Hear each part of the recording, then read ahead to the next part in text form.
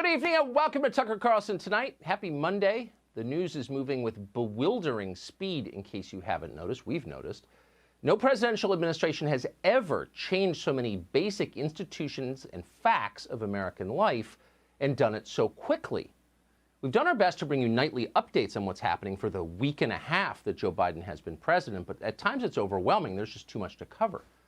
The other day, for example, we learned that the Biden administration plans to make the tiny District of Columbia our 51st state, a more corrupt English-speaking version of Monaco, as if lobbyists in Washington didn't have enough control over your life. Now they'll be U.S. senators. But that's not even the biggest news. Just a few hours ago, Biden officials informed us that after almost 65 years of working to build a nuclear weapon, the nation of Iran may be finally, and you'll find this amazing, quote, just weeks away from getting a bomb. After 65 years of trying. What a coincidence. You already know how that story is going to end. Another pointless foreign war. Trillions spent, many dead, the United States gaining nothing. We've seen that a lot. And it's happening again. Joe Biden just sent American troops to Syria. Well, you didn't know that? Yep. Hours after he became president, American soldiers crossed into the nation of Syria. Sending them to Syria was one of the first things Joe Biden did. Somehow most of the media forgot to even mention that. In their defense, as noted, there's a lot going on in the news, including a lot of troop mobilization. Syria is not the only place they're massing. Washington, D.C. looks like occupied Sarajevo tonight, a small city overflowing with soldiers. The troops came last month, tens of thousands of them. We were told they're going to protect the Capitol from the inevitable right-wing violence certain to accompany Joe Biden's inauguration. Then Joe Biden was inaugurated, and there wasn't any violence. Donald Trump didn't chain himself to North Portico. Trump voters didn't rush the stage. The Trump restoration never happened. And yet, the troops stayed. No one in Congress seemed to notice, but in fact, they're still arriving as of tonight, thousands of them. As of last Thursday, National Guard troops from 23 states were stationed in Washington. That number seems to have risen over the past few days. We called the National Guard today to find out by how much, but they couldn't give us numbers or wouldn't. We do know that more states have sent troops since last week. You may have seen the video of soldiers getting off buses downtown near the Capitol. What are they all doing there? Again, National Guard leadership wouldn't tell us. Quote, for operational security reasons, a spokesman said, we will not get into specific details of the ongoing mission. Oh, soldiers in our capital, but we don't have a right to know. Got it. J.B. Pritzker, who's the governor of Illinois, was not so shy about the purpose. He laid it out very clearly. In a press release announcing the deployment of more soldiers to Washington, D.C., Pritzker explained that, quote, we must root out the dark forces of racism, white supremacy, and disinformation that have created this moment. Let that sink in. The military has been deployed to Washington, D.C. to fight disinformation.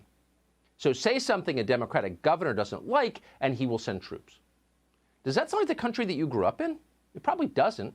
This is not the way things are done in America. It's not the way they have been done since the Civil War. No one alive has ever seen anything like this.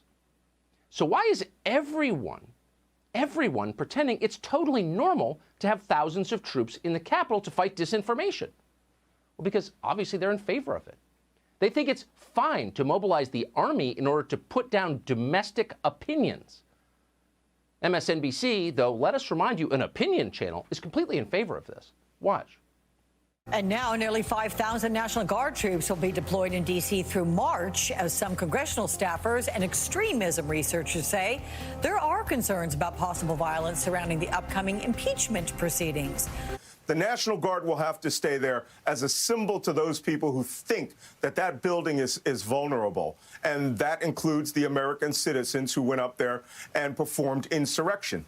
Inside the Pentagon's decision to keep thousands of National Guard troops in the streets of Washington, D.C., as we get a new gut punch from the FBI, affirming the greatest threat facing the American people is already among us.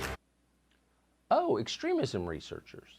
So the Southern Poverty Law Center is now in charge of the Pentagon. You should know that. The whole thing's a gut punch, by the way, they just told you. Gut punch? Not that the people in charge have ordered up an unspecified number of soldiers for an unspecified period of time for purposes they refuse to explain to us. No, that's not a gut punch. It's not a big deal. It's business as usual here in Kyrgyzstan. The gut punch is And the fact is, it definitely is a fact, it's not at all terrifying Rwanda-level propaganda. The fact is that, quote, the greatest threat facing the American people is already among us. Already among us. They're here. Terrified yet? The woman you just saw on television went to Harvard, incidentally, so you can believe it when she tells you what the real threat is. It's not like she was reading from a Ministry of Truth press release issued by some creepy authoritarian regime. No, not at all. She knows who the enemy is. And this week, the enemy was a freshman congresswoman from the 14th District of Florida.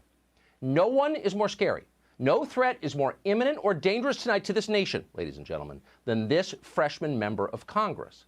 The threat that she alone poses, as they say in cable news, is existential. Indeed, this single congresswoman may be just weeks away from developing nuclear weapons. If you watch television this weekend, you already know quite a bit about her. Trump's also been in touch with Florida Congresswoman and noted QAnon devotee Marjorie Taylor Greene. Marjorie Taylor Greene has spent the weekend scrubbing her social media accounts. People who are spreading conspiracy theories and doubling down on inciting violence. That, of course, is Congresswoman Marjorie Taylor Greene. You know, Marjorie Taylor Greene, who has been in the news this whole weekend, is a conspiracy theorist. Certainly news outlets have been exposing Representative Greene's history of hate. But is the coverage also building her up? Oh. So how dangerous, just how dangerous is this three-named congresswoman you probably have never heard of? Well, so dangerous that in the name of democracy, she must be expelled tonight from the Congress. That's what they're saying. No one is claiming voter fraud here. The member in question was elected just months ago with 75% of the vote. Now, that's roughly the same percentage of the vote that Nancy Pelosi got out in San Francisco. So there's no question that her voters very much wanted her to represent them in Washington. On the other hand, what do her voters have to do with democracy? That's not how democracy works. In the new democracy, CNN gets the veto. If cable news doesn't like your views, you have to leave Congress. That's the rule. The test is entirely ideological. You don't actually have to harm anyone to lose your job. This new member of Congress has barely even voted. She just got there the other day. But CNN says she has bad opinions, therefore she's the greatest threat we face. Now, if you're skeptical about any of this, our advice is keep it to yourself, because free inquiry is dead. Unauthorized questions are hate speech. Anyone who suggests that this one member of Congress is not really America's greatest enemy is, by definition, one of America's greatest enemies. And that would definitely include this show, which CNN spent yet another weekend trying to get pulled off the air by force. Censoring a news program is not censorship when the people at CNN don't agree with what that program says. Okay? They actually said that. They're children, obviously, but that does not mean they will not win in the end or that it won't get worse in the meantime. Why? Simple. Donald Trump is gone now. That's very bad news for the many people who made a living yelling at Donald Trump.